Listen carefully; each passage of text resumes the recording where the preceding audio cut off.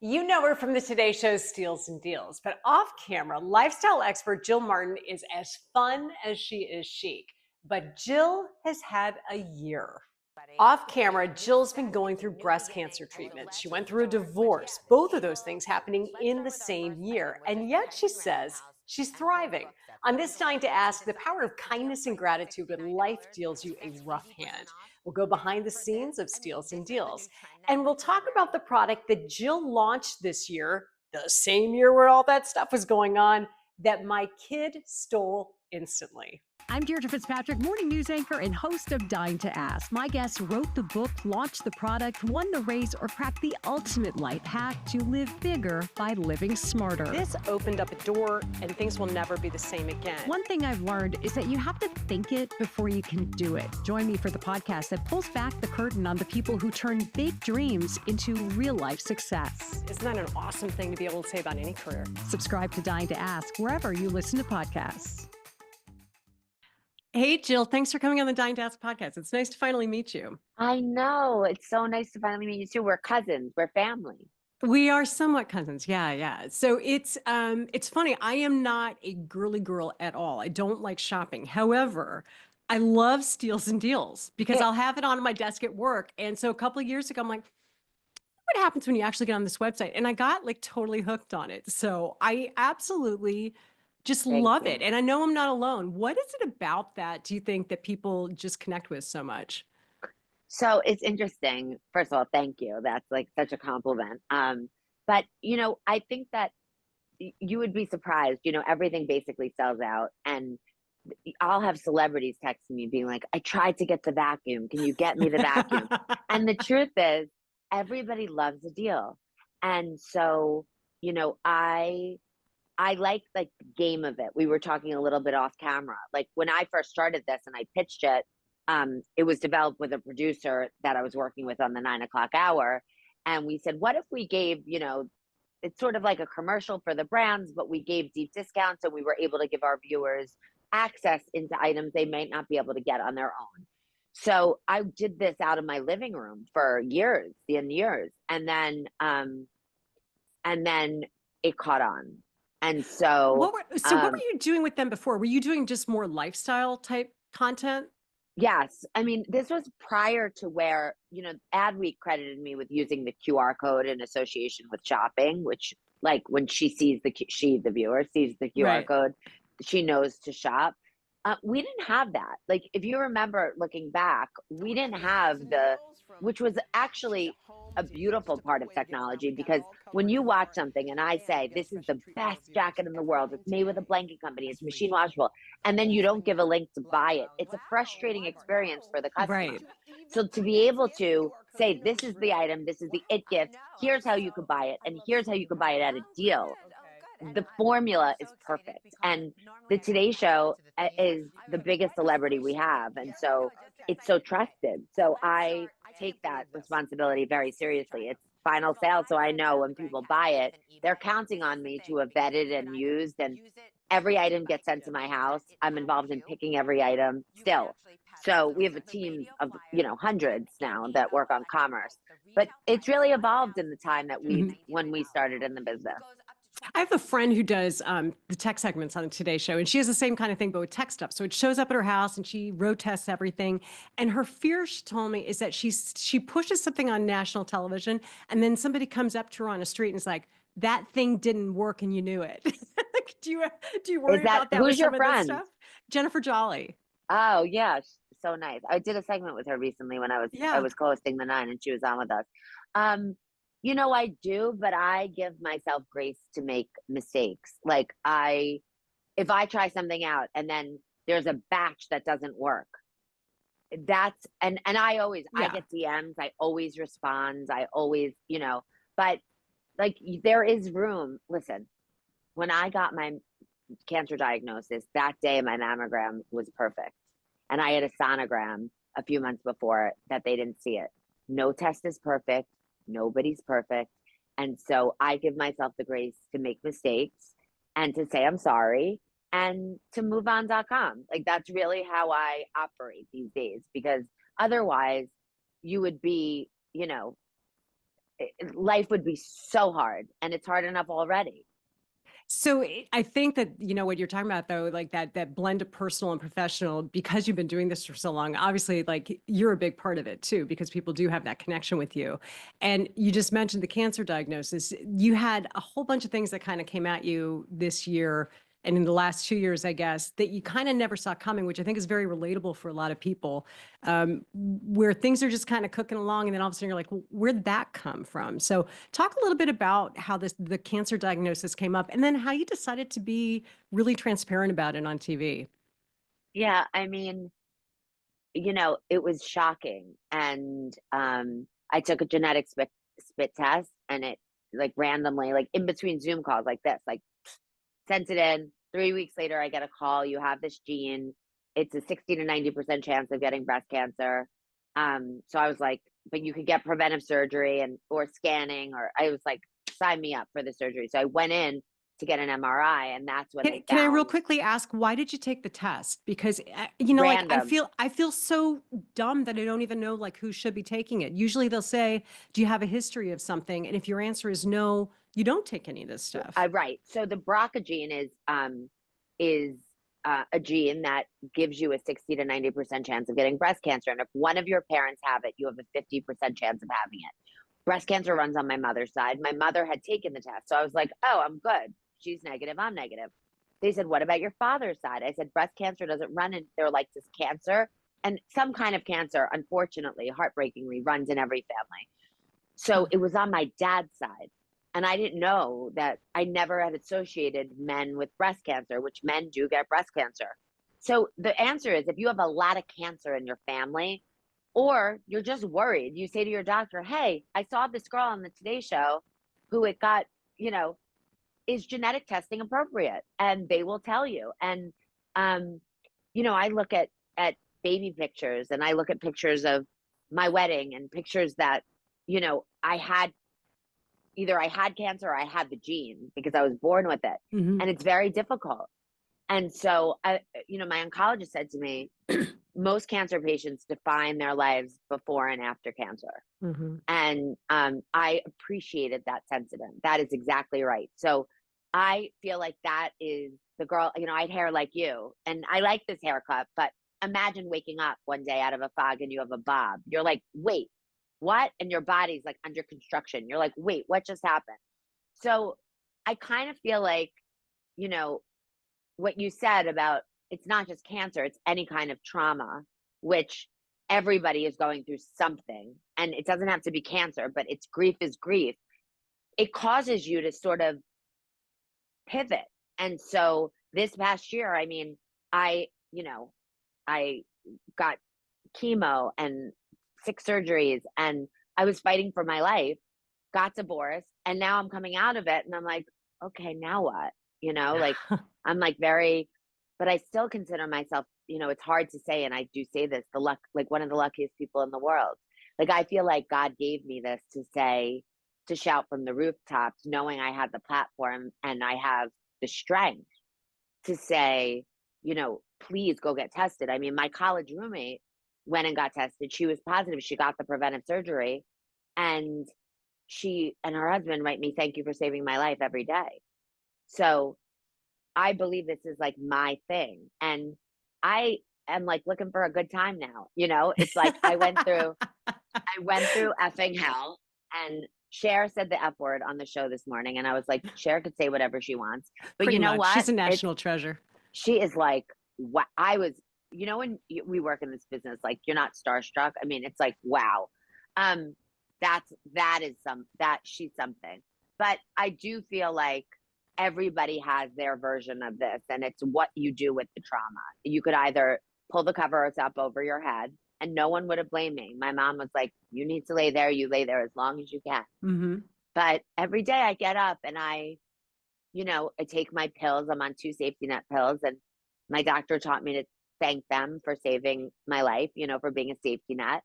And I have a really good attitude about it. And I feel like, I cry every day, and I laugh every day, and I'm appreciative every day. Were you were you like that before? Like, were you the type of person to look at something in the same way where you're like, what am I going to do with this? Is that just your personality? Not as much. I think this amplified it. I think there are certain things that happen that make you more of whatever you are. Like I was always liked giving gifts. I love getting gifts, but Yeah. I always liked getting gifts better than giving gifts better than getting gifts. I loved giving back. Like I always liked that, but I feel like there are certain things, trauma. I thought that about COVID, money.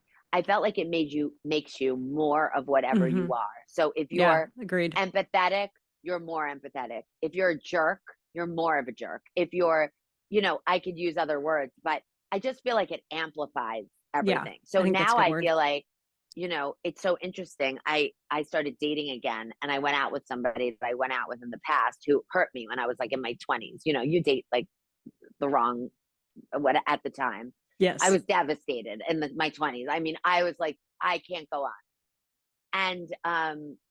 And when I re-met him again, I said to myself, I had such empathy for him because I felt like he had lost his mother. Like I come at things now from such a different perspective. And that really was shining to me because it was somebody that like my mom still holds a grudge against. And I was able to see it from a different angle. And so I feel like there's good parts of trauma that everyone can pull, but you have to work for it. It takes a lot of strength. And I consider myself the strongest person I know, but cancer is more powerful than any of us. Death is more powerful than any of us. You have to just deal. There's no it's going to be okay, or you don't know if it's going to be okay. I feel like we're kind of at that age as well, where if it's not your kids who are running into issues, it's your parents or it's your friends. What have Right. you learned about how to be a better friend to people who are going through that kind of stuff? Like, what was meaningful to you when you were in the thick of it? It's interesting. I am always the person who takes care of people. So that I was always like, I'm fine to my parents. And I had no eyebrows, no eyelashes. I was sitting in chemo for 12 hours. Um, I think that I realized I never asked for help before. And I feel I did ask for help. Like I couldn't do it on my own. And I felt like that was my color war team was so deep and so strong. And the Today Show was so supportive. I mean, so supportive. So I have a new appreciation for um, friends. I feel like I'm closer with the friends who have also experienced tremendous trauma than I am with. There are certain people I'm just like drawn to now, because I feel like they can see, what I've been through, and I don't wish it upon anybody. I spend my days like after you, I get on with, you know, 3 or 4 people a day who are a few months behind me in treatment, and they'll say, "Is this normal?" or "What do I do?" And I'm not a doctor, but I could say, "Make sure you do this," or "This worked for me," or ask for an extra thing of fluids. Like I I have that, get a lazy boy chair after the double mastectomy, like just certain things. And so now I feel like that's my giving back. And so it's interesting. I'm happier than I've ever been. And I think that that's such a strange, like juxtaposition, It it's like is. jumbo shrimp, Right. like, Exactly. which is like my favorite oxymoron, but I'm happier than I've ever been. And I'm also clearer. Like, I don't know if I would have, I mean, I guess I would have before, but I'm in like sweatpants and it's like things just are what they are. I'm in my hotel room, you're at your house. It's like Hmm. things are just different. And so I think people are looking for authenticity and to hear that they're not alone, because I really feel like everybody is just like suffering through something. And so if you could say something that will help someone else, like why not do that? What, like, write a script? Like, what do you say? Like, what are the words? Sometimes people struggle literally to find words to say. Like, what is a good way to start that sentence, do you think? Like, meaning when you find out someone has cancer. Yeah. Yeah. It's interesting because somebody said to me that a horrible story about somebody who lost their mother, and I was talking to the daughters, and the daughters said, people are saying to me, God has a plan. And I that's to me I understand that some people believe that, and so do I. But I think when you're going through trauma, just saying, like, this sucks. Like, my friends Mhm. that just let me cry and said, like, this is not okay. Just acknowledge it. Yeah, like, it doesn't, sometimes there are no words. I mean, we could both find words for most things. It's very rare that I'm speechless or breathless, but cancer took my breath away. I mean, it was, so for somebody to say to me, like, it's, and, or just texting XO thinking about you, and that's okay too, I mean, but I definitely feel like I know what to say. People ask me that all the time. What do you get somebody who, and it's funny because I created a line that it's all authentic, because, like, these are the things I donated a bunch, to people in chemo and hospitals, like my cozies and my animal buddies to keep, people company. But sometimes there's nothing to say.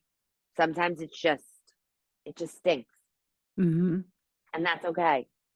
And I said that to my mom. I was like, I know you want to fix it. Like, I know you want to fix it, but right now I just have to live it. And so every day now, I'm coming out of this fog and becoming Jill 2.0, whatever version that is. And I'm trying really hard, and I'm trying to do it with grace and integrity, and um, trying my very best. And I read a quote that said, like, don't try better than your best. That's where you go wrong, when you try to do better than your best. Huh. Then you get like racy, and it's like, just do your best and see what happens. So yeah, so that's where I am. It's like a confusing, interesting, beautiful time.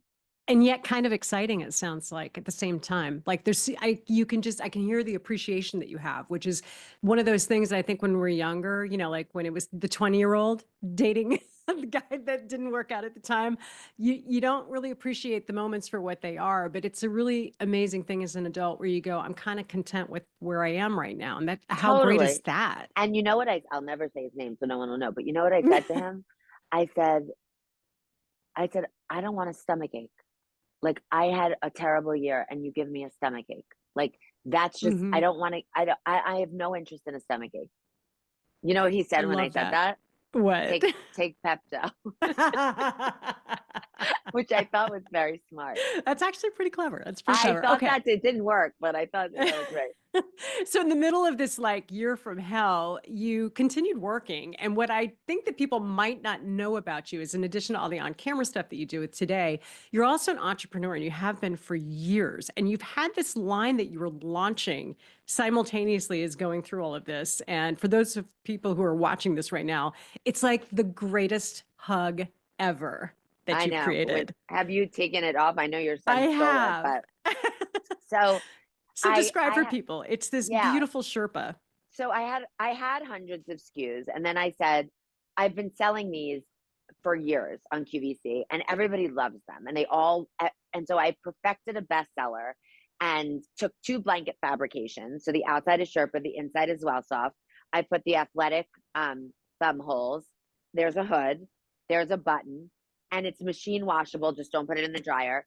And I went out and I got all the IP. So I have MBA, WMBA, colleges, Greek life, and I picked my 4 hero items, which are the blanket versions of this, a hoodie for guys or Okay, so oversized for explain to girls. people what a hero item means. A hero item is like it's proven, everyone loves it.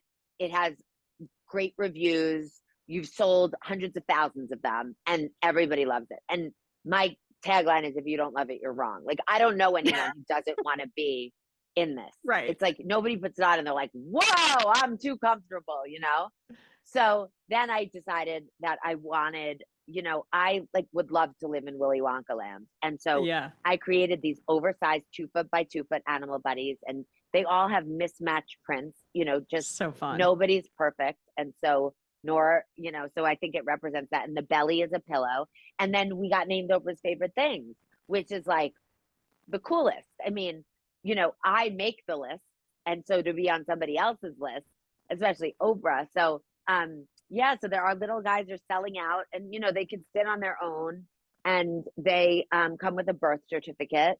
And I'm so proud of them. And they're all over my house. So when people walk in, they're like, you don't have kids. I say, no, but this is like my baby, That's but they're that's the all biggest sitting child ever. around. And when they Right.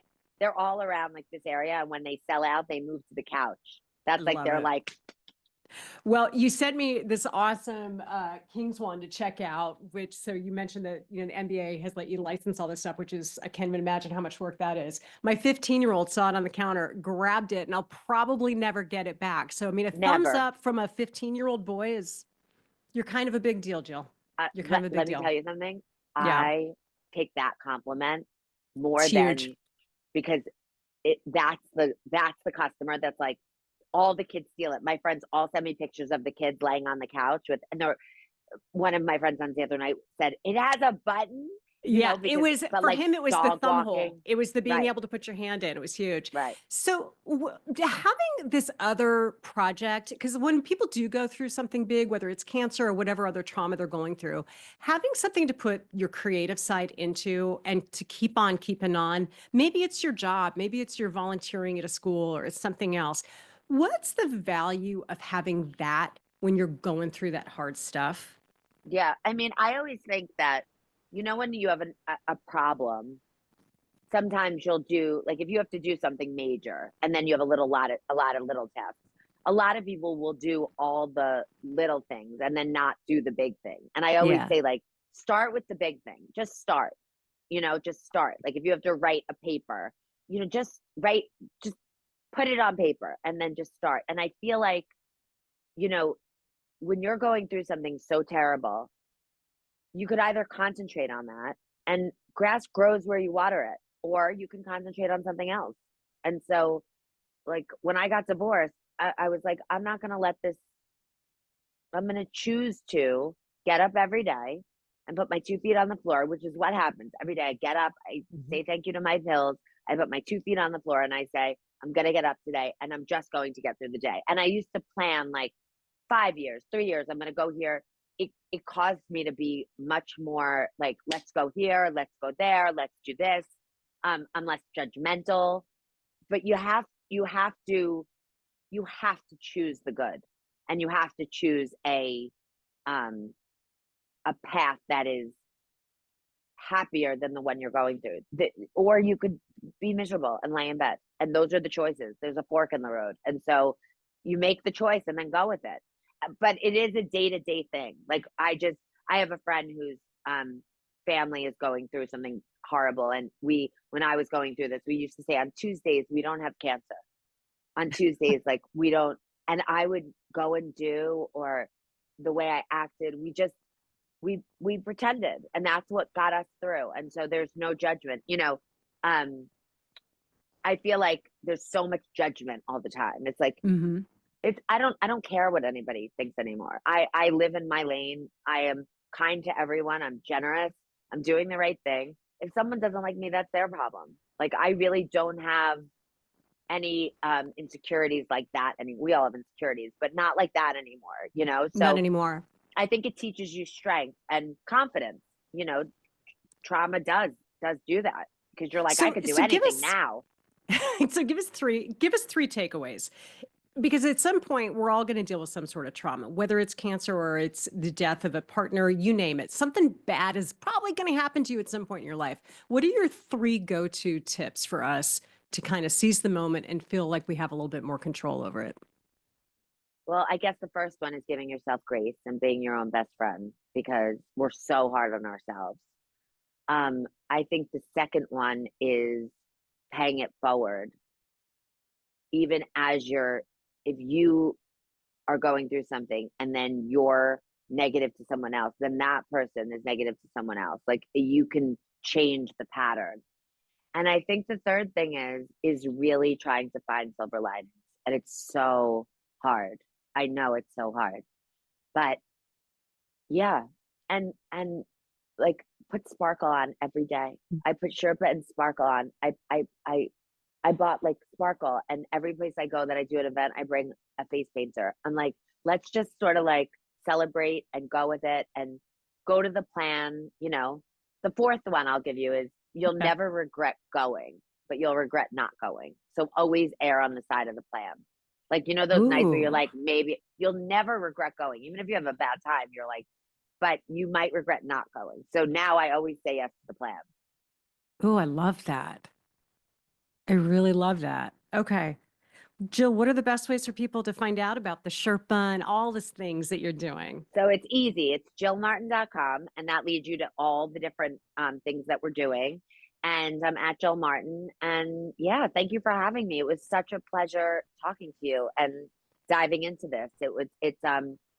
I think it's helpful. I think it's cool. I think it's a different way to approach. I think it's awesome. And actually, I'm going to push people to your Instagram page too, because I noticed how much you interact with people who are going through their own cancer journey.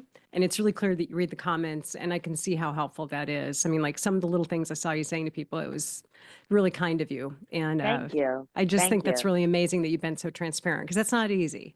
Not easy, but I think it's amazing that you did. But actually, in some ways, it's easier because imagine the people I talk to who are suffering in silence and people don't know, and somebody's like, people have kid gloves around me still, you know, they're just like happy to see me alive. But like, imagine, you know, there was a woman who opens the doors for everyone at the Today Show, like security. And she came up to me and said, I went through this. And I said, we didn't know.